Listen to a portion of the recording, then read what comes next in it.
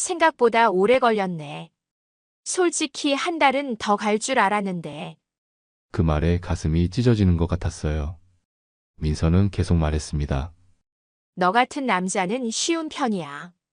똑똑한데 감정은 약하거든. 사람이 자기를 사랑해주는 사람한테 약하잖아. 특히 너처럼 지친 남자들.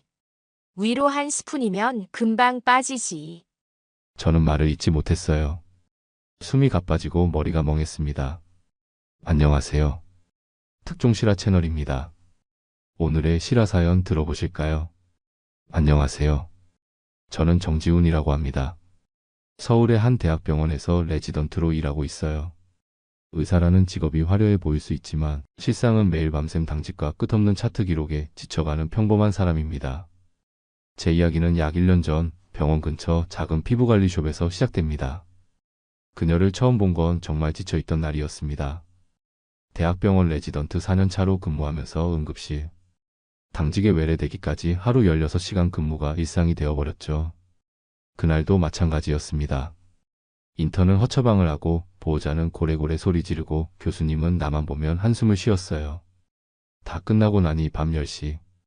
당이 떨어지고 어깨는 뭉치고 무기력 그 자체였습니다. 병원 바로 옆 상가에 작은 피부관리숍이 있었어요. 평소엔 관심도 없었는데 그날따라 문 앞에 오늘은 쉬어가세요 라는 글귀가 유난히 눈에 들어왔죠. 무의식적으로 문을 열었습니다.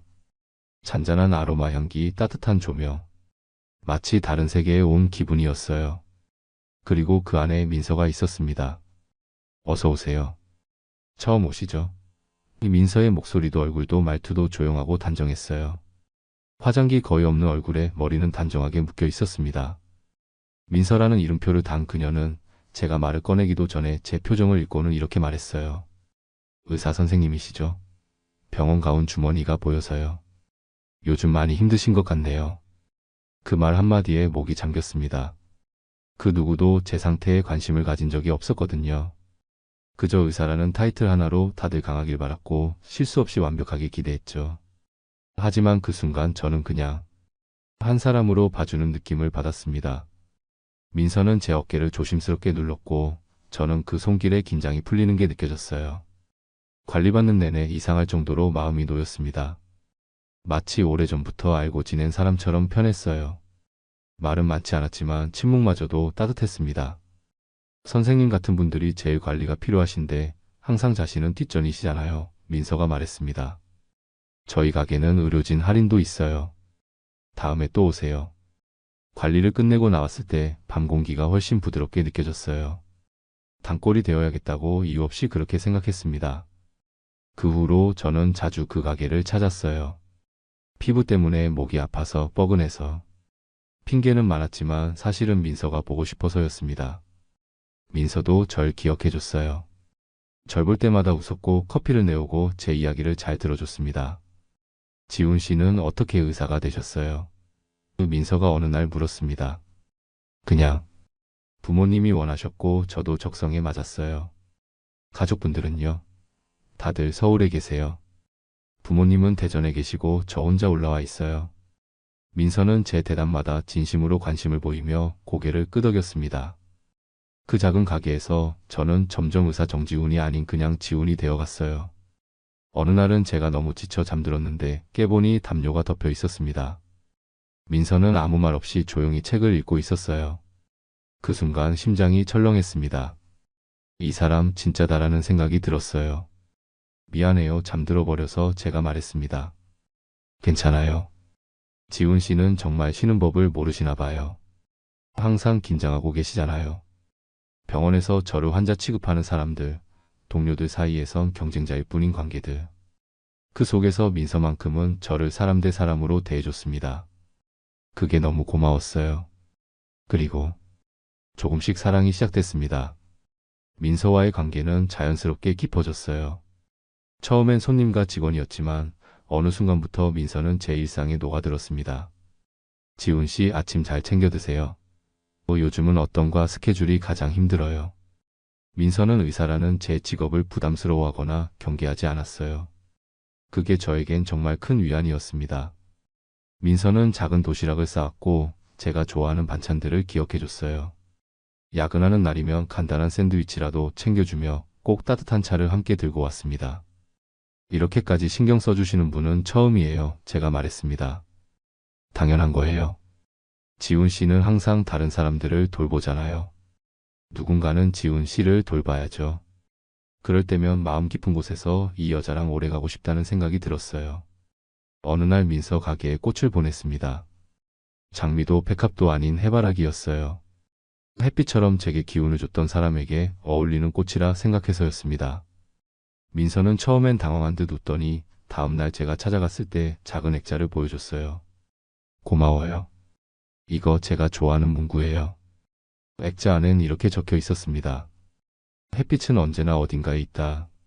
민서는 제게 연인이 되자고 먼저 말하지 않았어요. 그저 눈을 바라보며 천천히, 아주 천천히 제 손을 잡았을 뿐입니다. 저는 묻지 않았어요. 혹시 나 같은 사람과 연애하는 게 괜찮겠어? 민서는 웃으며 말했습니다. 지훈 씨가 무슨 사람인데요? 전 의사라는 것보다 그냥 지훈 씨라서 좋은데요. 저는 그 말에 모든 걸 믿었어요. 의사라는 직업 뒤에 따라오는 기대감이 늘 괴로웠는데 민서는 단 한 번도 제 위치에 기대려 하지 않았습니다. 금전적 도움을 청한 적도 없고 선물에도 늘 조심스러웠어요. 오히려 제가 부담스러울 정도로 선을 지키는 모습이 더 신뢰를 줬습니다. 저는 병원 근처 오피스텔을 계약했어요. 퇴근길에 민서의 가게에 들르고 때론 밤 산책도 함께 했습니다. 이젠 누가 봐도 연인처럼 보였을 거예요. 동료들이 슬쩍 물었습니다. 여자친구 있어? 요즘 왜 이렇게 기분 좋아 보여? 저는 애매하게 웃으며 넘겼어요. 왠지 제 안에 뭔가가 말리고 있었습니다. 아직 세상에 민서를 드러내지 말라고. 제가 가진 의심이라곤 딱 하나, 민서가 늘 사진 찍기를 꺼린다는 것이었어요. 어떤 이유로든 얼굴을 남기려 하지 않았습니다. 사진 찍자는 말에 웃으며 손으로 얼굴을 가리며 도망치듯 피하던 민서. 저는 그 모습조차 귀엽게만 느껴졌어요. 혹시 상처라도 있는 걸까? 또 싶었지만 묻지 않았습니다.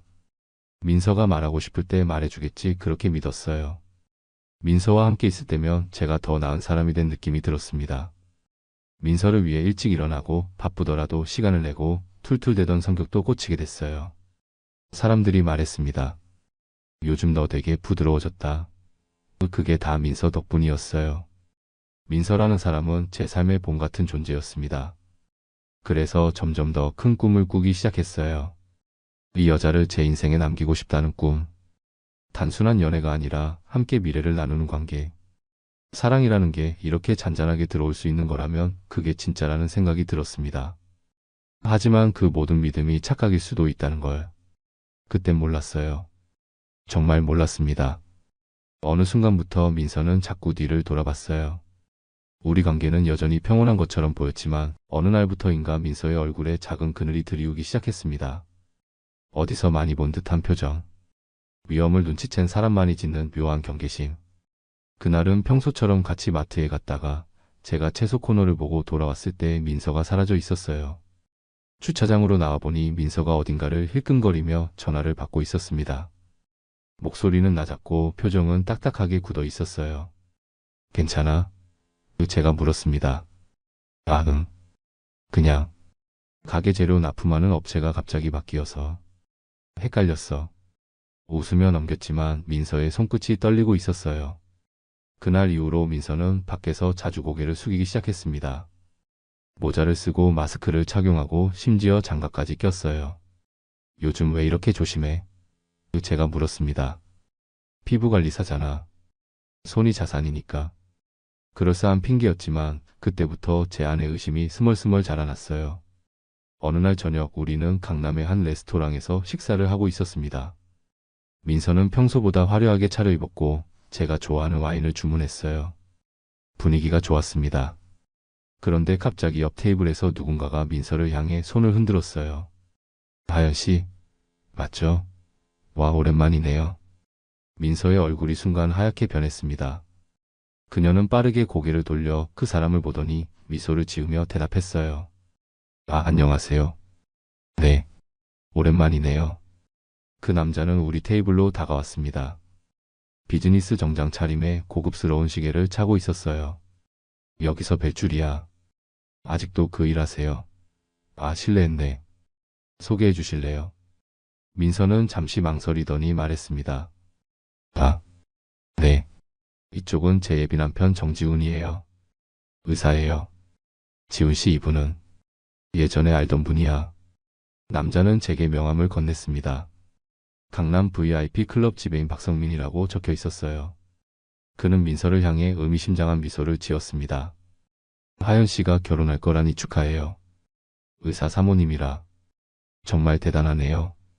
우리 클럽에서는 항상 문 열어놓고 기다리고 있으니까 언제든 놀러 오세요. 그리고 그는 제게 윙크를 하고는 자리를 떠났습니다. 테이블에는 무거운 침묵이 내려앉았어요. 하연이라고 불렀어. 너 이름이 민서 아니었어? 제가 조용히 물었습니다. 민서는 와인잔을 만지작거리며 대답했어요. 그냥 예전에 잠깐 다른 이름으로 일할 때가 있었어. 중요한 건 아니야. VIP 클럽. 어떤 일을 했던 거야? 그냥 접객일이었어. 대학생 때 잠깐. 이제 와서 무슨 의미가 있겠어? 민서는 화제를 돌리려 했지만 그날 밤 내내 저는 그 만남이 머릿속에서 떠나지 않았습니다. 하연이라는 이름, VIP 클럽, 그리고 민서가 보여준 당황한 반응. 무언가 큰 비밀이 있다는 느낌이 들었어요. 그리고 결정적이었던 사건. 민서가 샤워 중일 때 테이블에 놓인 휴대폰이 울렸습니다. 저는 무심코 화면을 봤고 발신자 이름은 박 팀장. 익숙하지 않은 이름인데도 어쩐지 꺼림칙한 기분이 들었어요. 곧바로 다시 울렸습니다. 이번엔 박 팀장 VIP라는 이름으로. 심장이 쿵 내려앉았어요. 일반적인 연락이 아니라는 걸 직감적으로 알 수 있었습니다. 민서는 전화를 받지 않았어요. 샤워를 마친 뒤 화면을 보고는 얼굴이 굳었습니다. 지훈아, 이거 그냥 예전 가게 관련된 사람이야. 광고 같은 거. 저는 고개를 끄덕였지만 민서 눈빛에서 뭔가가 빠르게 움직였어요. 숨기는 사람이었습니다. 그날 밤 저는 민서가 잠든 뒤 몰래 휴대폰을 뒤졌어요. 보관된 메시지는 없었지만 통화 기록엔 박 팀장과의 수신 내역이 최근까지 꽤 많았습니다. 꼬리 자르기라는 문구가 떠올랐어요. 민서는 뭔가를 잘라내고 있었습니다. 과거일까? 관계일까? 아니면 저였을까? 다음날 민서는 아무 일 없다는 듯 도시락을 싸서 제게 줬어요. 당신이 오늘은 더 힘들 것 같아서 고기 많이 넣었어. 저는 고개를 끄덕이며 도시락을 받았지만 손끝이 식은 줄도 몰랐습니다. 문득문득 제가 알고 있는 민서가 얼마나 진짜인지 헷갈렸어요. 사랑했던 민서가 지금 제 앞에 있는 사람이 맞는 건지, 아니면 제가 그저 어떤 이야기 속 서포트 역할이었던 건지. 의심이 시작되면 그 다음은 순식간이었습니다. 민서가 가끔 사용하는 향수조차 낯설게 느껴졌어요.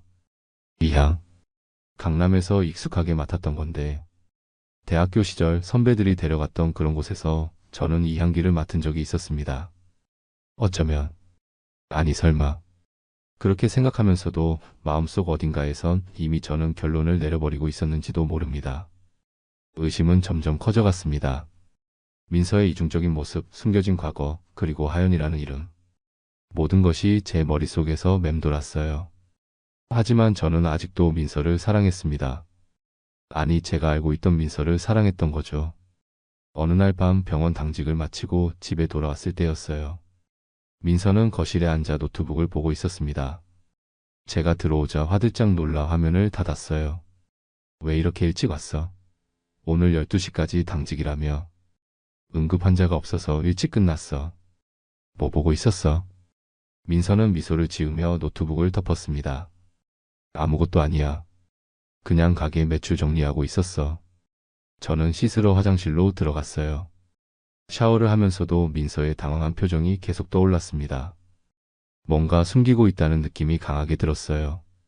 샤워를 마치고 나왔을 때 민서는 이미 침실에 들어가 있었습니다. 거실에는 노트북이 그대로 놓여 있었어요. 잠시 망설였지만 궁금증을 참을 수 없었습니다. 조용히 노트북을 열었어요. 비밀번호가 걸려 있었습니다. 민서의 생일을 입력해봤지만 틀렸어요. 우리가 처음 만난 날짜도 아니었습니다. 몇 번 더 시도하다가 포기하려는 순간 문득 하연이라는 이름이 떠올랐어요. 그 남자가 부른 이름. 고하연이라는 이름과 민서가 말했던 생일을 조합해 입력했습니다. 화면이 열렸어요. 노트북에는 여러 폴더가 있었는데 그중 PROJCT 정지훈이라는 폴더가 눈에 띄었습니다. 심장이 빠르게 뛰기 시작했어요. 떨리는 손으로 폴더를 클릭했습니다. 그 안에는 저에 관한 모든 정보가 정리되어 있었어요. 제 근무 일정, 좋아하는 음식, 취미, 성격, 특성까지. 마치 누군가를 분석하는 보고서 같았습니다. 그리고 가장 충격적인 것은 접근 전략이라는 문서였어요. 의대 레지던트. 고시 준비생이라 순진함. 부모 재력은 중산층 이상. 정서적으로 지쳐있음, 감정적으로 빠르게 몰입 가능. 외모 평범. 사교성 부족. 도달 목표 결혼 의사 사모님 타이틀 확보 인맥 자산 확보. 리스크 어머니 병원 내부. 대처 방안 초반 순종 중반 희생 연기 말미에 진심 고백. 숨이 막혔습니다. 이건 사랑이 아니라 하나의 작전이었어요. 민서는 저를 사람으로서 사랑한 게 아니었습니다. 목표물이었고 도구였어요. 다른 파일들도 열어봤습니다. 거기엔 민서의 과거 사진들이 있었어요. VIP 룸에서 찍은 사진들, 고급차 앞에서 포즈를 취한 모습, 그리고 여러 남자들과 함께 있는 사진들. 그 사진 속 민서는 제가 알던 순수하고 조용한 모습이 아니었습니다. 화려하고 계산적이고 완전히 다른 사람이었어요. 또 다른 폴더에는 이전 프로젝트라는 제목의 문서들이 있었습니다. 몇몇 남자들의 이름과 직업, 그리고 실패 원인이라는 분석까지. 저는 그 목록의 마지막이었어요. 현재 진행 중에서 정지훈 이사. 모든 것이 거짓이었습니다. 처음 만났을 때의 우연한 만남도, 제 어깨를 다정하게 눌렀던 손길도, 아픈 날 조심스럽게 덮어준 담요도.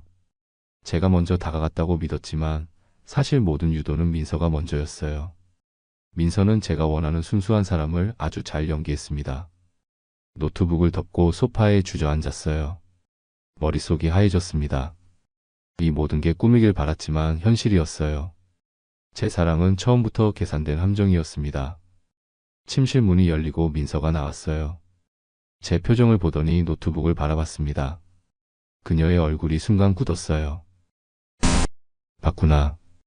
민서의 목소리는 평소와 달랐습니다. 더 이상 부드럽고 따뜻한 톤이 아니었어요. 차갑고 담담했습니다. 이게 다 뭐야? 나한테 접근한 이유가 의사라서? 돈 때문에? 제 목소리가 떨렸습니다. 민서는 잠시 침묵하더니 소파에 앉았어요. 더 이상 가면을 쓸 생각도 없는 얼굴이었습니다. 생각보다 오래 걸렸네. 솔직히 한 달은 더 갈 줄 알았는데 그 말에 가슴이 찢어지는 것 같았어요. 민서는 계속 말했습니다. 너 같은 남자는 쉬운 편이야. 똑똑한데 감정은 약하거든. 사람이 자기를 사랑해주는 사람한테 약하잖아. 특히 너처럼 지친 남자들. 위로 한 스푼이면 금방 빠지지. 저는 말을 잇지 못했어요. 숨이 가빠지고 머리가 멍했습니다. 민서는 물 한 모금을 마시며 말했어요. 근데 이상하게 너한테 미안하진 않아. 왜냐면 너도 결국 나한테 기대고 싶었잖아. 나는 그냥 그 대가를 받은 거야. 그래서 모든 게 연기였어? 처음부터 계획한 거였어? 제가 물었습니다. 다 그런 건 아니야. 너 나름대로 괜찮은 남자야. 근데 내가 필요한 건 괜찮은 남자가 아니라 안정적인 미래였어. 이해해줄래? 민서의 말투는 한치의 망설임도 없었어요. 저를 사랑하지 않았고 심지어 제게 죄책감조차 없었습니다. 민서는 자신이 생존을 위해 전략적으로 행동했을 뿐이라고 믿고 있었어요. 넌 사람이 아니야. 제 입에서 나온 말이 저도 놀랐습니다. 민서는 웃었어요. 그래. 근데 그런 내가 내 옆에 있었고 넌 그런 날 사랑했어. 웃기지 않아? 그날 밤 저는 소파에서 잤습니다. 아니, 잠을 이루지 못했어요. 머릿속에선 민서와의 모든 순간들이 새롭게 해석되고 있었습니다.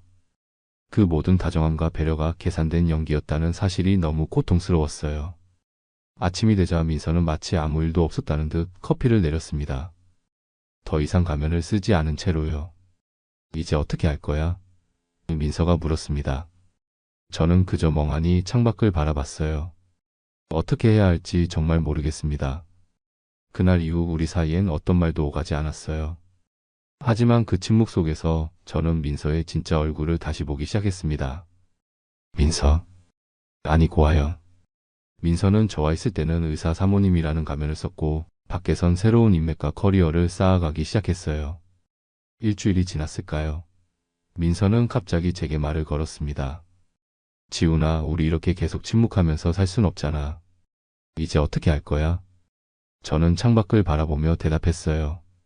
네가 원하는 게 뭐야? 솔직히 말할게. 난 여전히 너랑 결혼하고 싶어. 그 말에 저는 민서를 쳐다봤습니다. 그녀의 눈에는 더 이상 예전의 따스함이 없었어요. 그저 차갑게 계산하는 눈빛만 있었습니다. 왜?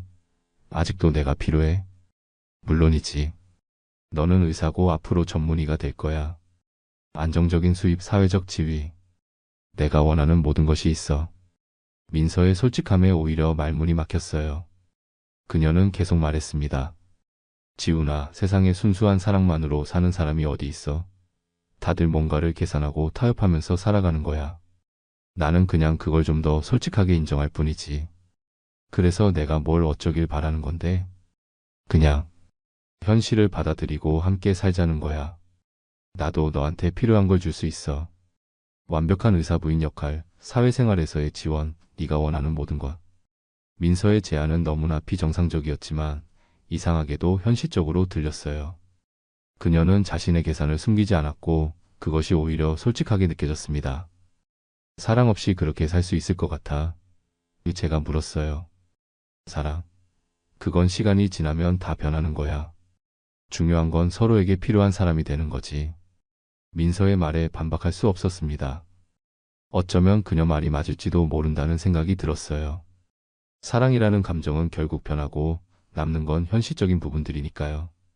그날 밤 저는 오랜만에 술을 마셨습니다. 혼자서요. 병원 근처 작은 술집에서 소주를 마시며 생각했어요. 민서와 계속 함께 할 수 있을까? 그녀가 말한 거래를 받아들일 수 있을까? 술에 취해 집에 돌아왔을 때 민서는 거실에 앉아 있었습니다. 그녀는 제 상태를 보더니 말없이 물을 가져다 줬어요. 결정했어? 민서가 물었습니다. 아직 모르겠어. 시간 줄게. 하지만 너무 오래 고민하지 마. 우리 둘 다 시간 낭비하는 거니까. 다음날 민서는 SNS를 만들었어요. 결혼 준비 중인 예비의사 사모님이라는 소개와 함께요. 팔로워는 하루가 다르게 늘었고 사진 속 민서는 제가 아는 모습보다 훨씬 화려했습니다. 지훈아, 어차피 나도 너 때문에 여기까지 온 거잖아. 이제부터는 각자 필요한 걸 하면서 살면 되지 않겠어? 민서는 대놓고 말했습니다. 어차피 결혼할 거잖아. 너 의사고 난 사모님. 딱 좋아. 저는 식탁에 앉아있던 숟가락을 내려놨어요. 지금 나더러 내 이름 걸고 거짓 결혼 생활을 유지하라는 거야? 그게 싫으면 헤어져. 근데 너도 손에 클걸? 민서는 너무 태연하게 말했습니다. 민서는 이미 계산 끝이었어요. 결혼 전 저에 대해 조사했던 것처럼 헤어졌을 때 제가 받을 병원 내 타격, 부모님의 충격, 소문까지 다 계산된 표정이었습니다. 그리고 민서는 제 약점을 정확히 알고 있었어요. 저는 항상 다른 사람들의 시선을 의식했고 부모님의 기대에 부응하고 싶어 했습니다. 민서와 헤어진다는 건 그 모든 기대를 저버리는 일이었어요. 어느 날 민서는 제게 반지를 내밀었습니다. 이거 내가 골랐어. 우리 약혼 발표하자. 아직 결정한 것도 아닌데. 지훈아, 이미 결정된 거나 다름없잖아. 너도 알고 있잖아. 결국엔 내 제안을 받아들일 거라는 걸. 민서의 자신감에 저는 말문이 막혔어요. 그녀는 저를 너무 잘 알고 있었습니다. 제가 어떤 선택을 할지도 이미 예측하고 있었어요. 그날 밤 저는 어머니께 전화를 걸었습니다. 민서와의 관계에 대해 솔직하게 말씀드리고 싶었어요. 하지만 어머니의 첫마디에 제 결심은 흔들렸습니다. 지훈아, 민서 양이 요즘 결혼 준비한다고 사진 많이 올리더구나. 너희 둘 정말 잘 어울려. 엄마 친구들도 다 부러워해. 저는 말을 삼켰어요. 어머니의 기쁨에 찬 목소리를 듣고 있자니 진실을 말할 용기가 나지 않았습니다. 네. 곧 정식으로 약혼할 거예요. 전화를 끊고 창밖을 바라봤어요. 제 인생이 이렇게 다른 사람의 계획대로 흘러가고 있다는 게 믿기지 않았습니다. 하지만 더 이상 저항할 힘이 없었어요. 다음날 민서는 약혼 파티 장소를 예약했다고 말했습니다. 모든 게 너무 빠르게 진행되고 있었어요. 지훈아, 이제 곧 우리 약혼식이야. 좀 더 밝은 표정 지어봐. 사람들이 의심할라. 민서의 말에 저는 억지로 미소를 지었습니다. 이게 제 미래가 될 거라고 생각하니 가슴이 무너져 내렸어요. 약혼식 전날 민서의 휴대폰에 또다시 박 팀장에게서 전화가 왔습니다. 이번에는 제 앞에서 받았어요. 네, 팀장님. 네, 다 준비됐어요. 내일 약혼식이에요. 네, 의사 맞아요. 전화를 끊은 민서는 제게 미소를 지었습니다. 내 옛날 상사야. 축하한대. 너 정말 내가 의사라서 접근한 거야? 처음엔 그랬지. 근데 지금은 너도 나쁘지 않아. 적응하면 괜찮을 거야. 민서의 말에 가슴이 아팠습니다. 적응이라니. 사랑이 아닌 적응의 대상이 된 제 자신이 비참했어요. 그날 밤 저는 약혼식장 예약을 취소했습니다. 민서에게 말하지 않고요. 작은 반항이었지만 그것조차 제대로 하지 못할 것 같았어요. 약혼식 당일 민서는 아침부터 분주하게 움직였습니다. 화려한 원피스를 입고 평소보다 진한 화장을 했어요. 저는 침대에 앉아 그런 민서를 바라보고만 있었습니다. 왜 그렇게 앉아만 있어? 빨리 준비해야지. 1시간 후면 사람들 오기 시작할 거야. 민서야. 아니, 하연아. 민서는 화장을 하던 손을 멈추고 저를 바라봤어요. 내가 어제 예약 취소했어. 순간 민서의 얼굴이 굳었습니다. 뭐라고? 더 이상 못하겠어. 이런 거짓된 관계. 난 정말 널 사랑했는데 넌 그저 나를 이용했을 뿐이잖아. 민서는 화장대 의자에서 천천히 일어났어요. 그녀의 눈빛이 달라졌습니다. 더 이상 연기할 필요가 없다는 듯한 차가운 눈빛이었어요. 지훈아, 넌 정말 바보야. 이렇게 좋은 조건을 거절하다니. 내가 얼마나 많은 남자들 중에서 널 선택했는지 알아? 선택? 그게 사랑이 아니잖아. 넌 그저 내 직업과 미래를 선택한 거지. 민서는 비웃듯 웃었어요. 세상에 순수한 사랑만으로 사는 사람이 어디 있어. 다들 조건을 보고 선택하는 거야. 난 그냥 솔직했을 뿐이지. 그래, 넌 솔직했어. 하지만 난 그런 관계를 원하지 않아. 민서의 표정이 점점 일그러졌습니다. 그녀는 화장대 위에 있던 물건들을 바닥에 쓸어버렸어요. 화장품 병들이 깨지며 요란한 소리를 냈습니다. 이렇게 날 버리겠다고? 내가 얼마나 많은 시간과 노력을 너한테 쏟았는데. 노력? 그건 연기였잖아. 진심이 아니었어. 민서는 갑자기 휴대폰을 집어들었어요. 좋아, 그럼 난 이제 내 방식대로 할 거야. 내 병원 사람들에게 전화해서 다 말해버릴까? 네가 어떤 여자랑 살고 있었는지. 순간 제 심장이 멎는 것 같았습니다. 민서는 제 약점을 정확히 알고 있었어요. 병원에서의 평판, 동료들의 시선, 그리고 부모님의 실망. 모든 것이 한순간에 무너질 수 있었습니다. 그렇게 협박하면 내가 마음을 바꿀 것 같아. 협박이 아니라 현실이야. 넌 내 계획을 망쳤어. 그럼 나도 내 인생을 망가뜨릴 수 있어. 민서의 눈에서 눈물이 흘렀지만 그것조차 계산된 연기처럼 느껴졌어요. 저는 더 이상 속지 않기로 했습니다. 원하는 대로 해. 하지만 난 더 이상 내 게임에 놀아나지 않을 거야. 민서는 잠시 저를 노려보더니 갑자기 웃기 시작했어요. 처음 듣는 웃음이었습니다. 냉소적이고 비웃는 듯한 웃음. 알았어. 네가 이길 줄 알았어. 난 항상 계획이 있어. 민서는 가방을 집어들고 현관으로 향했습니다. 문을 열기 전 뒤돌아보며 말했어요. 곧 후회하게 될 거야, 지훈아.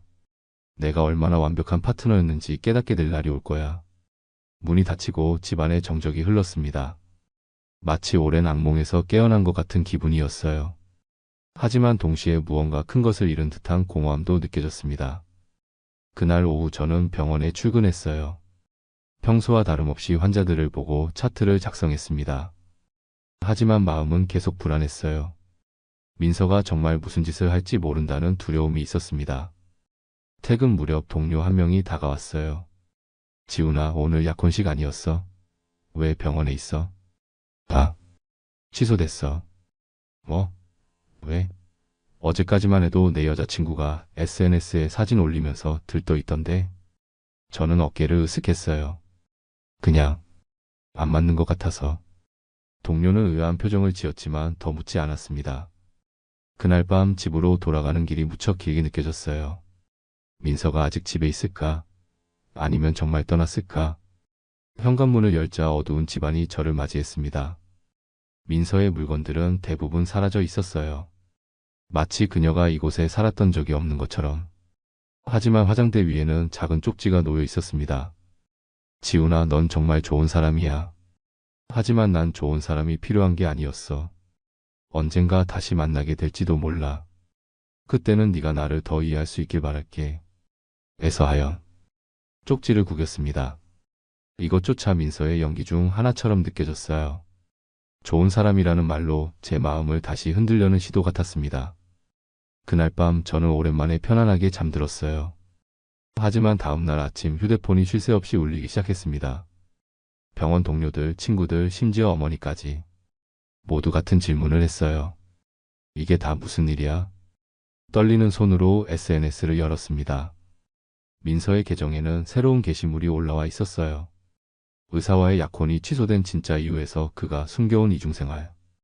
게시물에는 제가 술에 취해 있는 사진, 다른 여자와 대화하는 모습처럼 조작된 사진들이 있었습니다. 모두 맥락이 왜곡되어 있었어요. 마치 제가 민서를 속이고 바람을 피운 것처럼 꾸며놓았습니다. 댓글은 이미 수백 개가 달려 있었어요. 대부분 민서를 위로하고 저를 비난하는 내용이었습니다. 심지어 병원 관계자들의 댓글도 보였어요. 이런 의사가 우리 병원에 있다니 충격이다. 환자를 대하는 태도도 의심스럽네요.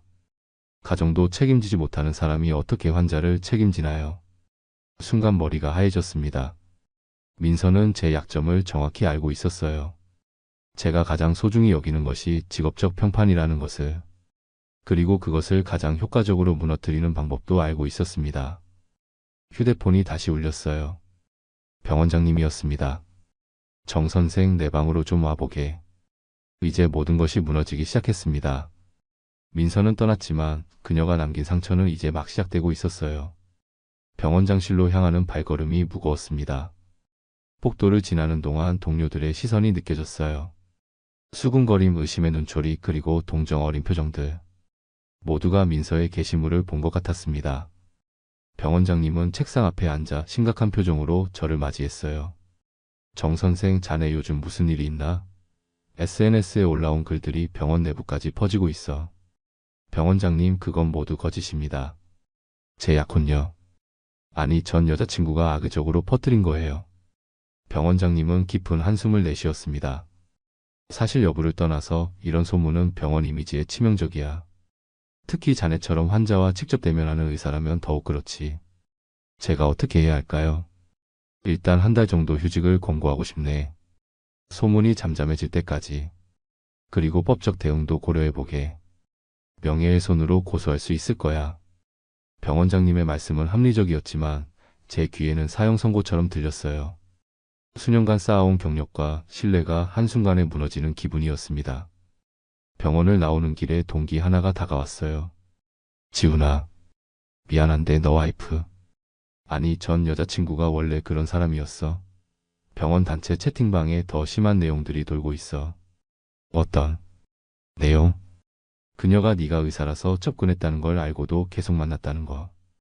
그리고 그녀의 과거에 대해서도 알고 있었다고. 마치 네가 그녀를 이용한 것처럼 말이야. 숨이 막혔습니다. 민서는 상황을 완전히 뒤집어 놓았어요. 마치 제가 그녀의 과거를 알고도 이용했다는 식으로요. 이건 단순한 복수를 넘어선 철저한 인격 살인이었습니다. 집으로 돌아와 소파에 주저앉았어요. 휴대폰은 계속해서 울렸지만 더 이상 받고 싶지 않았습니다. 민서가 남긴 상처는 생각보다 훨씬 깊었어요. 그녀는 제 약점을 정확히 알고 있었고 가장 아픈 곳을 공격했습니다. 밤이 깊어갈수록 분노와 절망이 교차했어요. 어떻게 이런 일이 일어날 수 있을까? 제가 정말 사랑했던 사람이 어떻게 이렇게 잔인할 수 있을까? 다음날 아침 어머니께서 찾아오셨습니다. 걱정스러운 표정으로 현관에 서 계셨어요. 지훈아, 무슨 일이 있었던 거니? 내 약혼녀가 올린 글들. 다 사실이니? 아니에요, 어머니. 그건 다 거짓말이에요. 민서가. 아니, 하연이 저를 이용하려고 했던 거예요. 제가 의사라서 접근한 거였어요. 어머니의 표정이 복잡해졌습니다.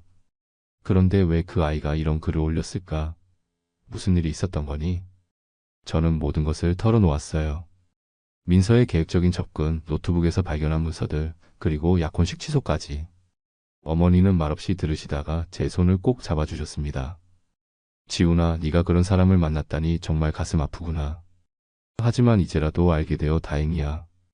결혼 후에 알았다면 더 큰 상처를 받았을 거야. 어머니의 위로가 큰 힘이 되었지만 현실은 여전히 냉혹했어요. 병원에서의 평판은 이미 바닥에 떨어졌고 동료들의 시선은 차갑게 변했습니다. 민서의 게시물은 계속해서 확산되고 있었어요. 법적 대응을 위해 변호사를 만났습니다. 변호사는 제 이야기를 듣고 고개를 끄덕였어요. 명예훼손으로 고소할 수 있습니다. 하지만 증거가 필요해요. 그녀가 계획적으로 접근했다는 증거, 노트북에 있던 문서들. 아직 갖고 계신가요? 그제서야 깨달았습니다. 민서가 떠날 때 노트북도 함께 가져갔다는 것을. 제가 가진 유일한 증거였는데 이제는 아무것도 남아있지 않았어요. 증거가 없으면 어렵습니다. 오히려 역으로 그녀가 당신을 명예훼손으로 고소할 가능성도 있어요. 변호사의 말에 절망감이 밀려왔습니다. 민서는 모든 것을 완벽하게 계산하고 있었어요. 증거는 모두 없애고 자신이 피해자인 것처럼 상황을 뒤집어 놓았습니다. 집으로 돌아오는 길에 우연히 민서의 피부관리숍 앞을 지나게 됐어요. 문은 닫혀 있었고 임대 팻말이 붙어 있었습니다. 마치 민서가 이곳에 있었던 흔적조차 지우려는 듯 했어요. 문득 궁금해져서 주변 상점에 들어가 물어봤습니다. 저기 피부관리숍 주인 아세요? 언제 떠났나요? 아, 그 가게요. 사실 거기 원래 주인이 아니었어요. 한 달 전에 단기로 임대해서 운영했다고 하더라고요. 처음부터 오래 있을 생각이 없었나 봐요. 충격이 밀려왔습니다. 민서는 처음부터 계획하고 있었던 거예요. 가게조차 저를 만나기 위한 일시적인 무대였던 겁니다. 집에 돌아와 소파에 주저앉았어요. 모든 것이 거짓이었습니다. 처음 만난 날의 우연한 만남도, 피부관리사라는 직업도, 심지어 민서라는 이름조차. 그날 밤 민서의 SNS를 다시 확인했어요. 새로운 게시물이 올라와 있었습니다. 새로운 시작에서 파리에서의 첫날. 화려한 호텔 배경에 사진과 함께 해시태그가 달려 있었어요. 해시태그 새 출발, 해시태그가 거는 있고, 해시태그 의사 남자 조심. 민서는 이미 해외로 떠났고 새로운 삶을 시작하고 있었습니다. 마치 아무 일도 없었다는 듯이. 반면 저는 그녀가 남긴 상처와 함께 여기 남겨져 있었어요. 휴대폰이 울렸습니다. 병원 인사과였어요. 정 선생님, 휴직 관련 서류를 메일로 보내드렸습니다. 확인 부탁드립니다.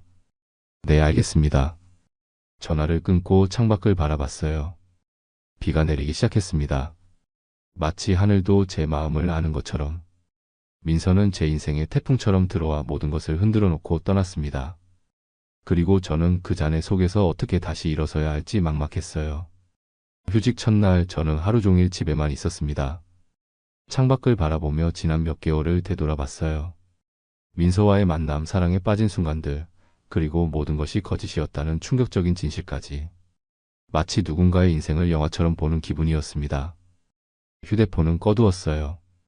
더 이상 동료들의 연락이나 SNS 알림을 받고 싶지 않았습니다. 그저 혼자만의 시간이 필요했어요. 하지만 고립은 생각보다 더 큰 상처를 남겼습니다. 머릿속에서는 계속해서 민서의 말들이 맴돌았어요. 너 같은 남자는 쉬운 편이야. 똑똑한데 감정은 약하거든. 사람이 자기를 사랑해주는 사람한테 약하잖아. 위로 한 스푼이면 금방 빠지지. 그 말들이 사실인지 자문했습니다. 정말 제가 그렇게 쉽게 속을 만큼 약한 사람이었을까요? 아니면 민서가 그저 너무 교묘했던 걸까요? 일주일이 지났을 무렵 어머니께서 다시 찾아오셨어요. 냉장고를 음식으로 채워주시고 집안 청소도 도와주셨습니다. 지훈아, 이렇게 계속 집에만 있으면 안 돼. 밖에 나가서 바람도 쐬고 사람들도 만나봐. 어머니, 지금 제가 누굴 만날 수 있겠어요? 병원 사람들은 저를 이상한 눈으로 볼 테고 친구들도 민서의 글을 봤을 거예요. 어머니는 제 손을 꼭 잡으셨어요. 그럼 새로운 사람들을 만나. 네가 누구인지 모르는 사람들. 처음부터 다시 시작하는 거야. 어머니의 말씀이 맞았습니다. 하지만 새로운 시작이라는 게 그렇게 쉬운 일일까요? 민서가 남긴 상처는 아직도 생생했고 다른 사람을 믿는다는 것 자체가 두려웠어요. 그날 저녁 용기를 내어 오랜 친구에게 연락했습니다. 대학 시절부터 알고 지낸 친구였어요. 민서를 만나기 전부터 알던 사람. 민우야, 시간 있으면 만날 수 있을까? 지훈아, 어디 있었어? 연락도 안 받고. 다들 걱정했어. 미안해. 좀 복잡한 일이 있었어. SNS에 올라온 글들 봤어. 근데 난 네가 그런 사람이 아니란 걸 알아. 무슨 일인지 들어줄게. 민우의 말에 눈물이 났습니다. 아직 저를 믿어주는 사람이 있다는 사실이 너무 위로가 됐어요. 다음날 카페에서 민우를 만났습니다. 모든 이야기를 털어놓았어요. 민서와의 만남부터 노트북에서 발견한 문서들, 그리고 그녀의 복수까지. 민우는 말없이 들어주다가 깊은 한숨을 내쉬었습니다. 지훈아, 그 여자 정말 대단하다. 이렇게 계획적으로 접근하다니. 근데 넌 왜 처음부터 의심하지 않았어? 의심할 이유가 없었어. 그녀는 완벽했어. 내가 원하는 모든 것을 보여줬으니까. 그게 바로 함정이었던 거지. 너무 완벽한 사람은 없어. 그건 연기일 가능성이 높아. 민우의 말이 가슴에 와닿았습니다. 민서는 제가 원하는 이상적인 파트너의 모습을 정확히 연기했어요. 그리고 저는 그 연기에 완전히 속아 넘어갔습니다. 이제 어떻게 할 거야? 병원은? 한 달 휴직 중이야. 그 후에는? 모르겠어. 어쩌면 다른 병원으로 옮겨야 할지도. 도망치지 마. 네가 잘못한 게 아니잖아. 시간이 지나면 사람들도 진실을 알게 될 거야. 민우의 응원에 조금은 마음이 가벼워졌습니다. 하지만 여전히 큰 산이 앞에 놓여 있었어요. 어떻게 다시 일상으로 돌아갈 수 있을까? 어떻게 다른 사람들을 다시 믿을 수 있을까? 집으로 돌아오는 길에 문득민서의 피부관리숍이 있던 자리를 다시 지나게 됐어요. 이제는 완전히 비어 있었습니다. 마치 그녀가 제 인생에 나타났다가 사라진 것처럼 흔적도 없이. 그날 밤 오랜만에 휴대폰을 켰습니다. 수많은 메시지와 부재중 전화가 쌓여 있었어요. 대부분 병원 동료들과 지인들의 연락이었습니다. 하나씩 확인하다 보니 의외의 메시지를 발견했어요. 정지훈 씨, 저는 박성민입니다. 강남 VIP 클럽 지배인이었죠. 고하연에 대해 이야기할 게 있습니다. 연락주세요. 민서가 하연이라는 이름으로 일했던 클럽의 지배인. 그날 레스토랑에서 만났던 남자였습니다. 왜 그가 저에게 연락을 한 걸까요? 망설이다가 전화를 걸었어요. 몇 번 신호음이 울리고 나서 남자의 목소리가 들렸습니다. 정 선생님, 연락 주셔서 감사합니다. 하연. 아니, 민서에 대해 알고 계신 것보다 더 많은 이야기가 있습니다. 무슨 말씀이신지 직접 만나서 이야기하는 게 좋겠습니다. 내일 시간 되시나요? 다음날 강남의 한 카페에서 박성민을 만났습니다. 그는 정장 차림으로 나타났고 노트북을 가지고 있었어요. 정 선생님, 먼저 사과드립니다. 그날 레스토랑에서 만났을 때 하연이 누구인지 알면서도 말씀드리지 않았어요. 그녀가 누구죠? 고하연은 우리 클럽에서 일했던 여성이 아닙니다. 그녀는 사기꾼이에요. 여러 남성들에게 접근해 돈을 뜯어내는 전문가죠. 박성민은 노트북을 열고 몇 개의 파일을 보여줬어요. 거기에 민서, 아니 하연의 다른 모습들이 담겨 있었습니다. 다른 이름, 다른 직업으로 위장한 채 여러 남성들과 함께 찍은 사진들. 그녀는 주로 의사, 변호사, 기업 임원 같은 전문직 남성들을 노립니다. 접근 방식은 항상 비슷해요. 상대방이 원하는 이상적인 파트너 역할을 연기하죠. 그럼 당신은 왜 이걸 저에게 알려주는 거죠? 박성민은 잠시 망설이더니 말했어요. 저도 그녀의 피해자 중 하나입니다. 3년 전 그녀는 저에게 접근해 거액을 빌려갔어요. 그리고 사라졌죠. 이후로 저는 그녀의 행적을 추적해왔습니다.